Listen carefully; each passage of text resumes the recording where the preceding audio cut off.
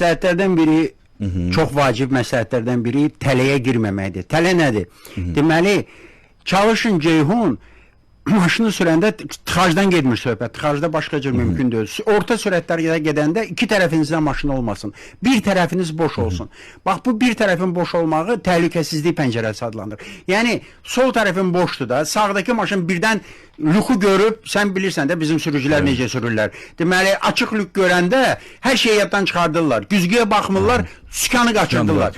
O qaçırtsa, siz ondan qaça bilərsiniz. Sizin solunuz boşdur. Amma iki tərəfdə maşın olsa, soldakı sizi sağa sıxsa, sağdakı sola sıxsa, ikisinin arasında konserva bankasına dönəcək. Ona görə bir tərəf boş olmalıdır, bir tərəf boş olmalıdır. Eyni zamanda tələnin bir variantı da var. Tutaq ki, maşınınız yolun ortasında piyada durub.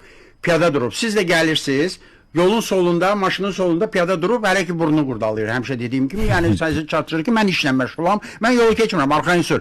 Deməli, axırıncı ana qədər elə fikirləşir, sonra elə əli burnunda da təkərin altına girir. Deməli, sağdakı maşında paralel gedir sizlə. Siz yenə də tələdəsiz. Çünki siz bu önünüzdə maşını ola sağda, soldakı piyada qaçsa, siz qaçırda bilməyəcəksiniz maşını sağa. Çünki sağınızda maşın var. Ona görə bəs tələdən necə qaçmalı? Tutaq ki, iki maşının arasındasan. Orta sürətlərdir 40-50. Qazdan ayağını çəkirsən, bunlar sənin həyatından çıxıb gedirlər. Bu məsləhət də belə.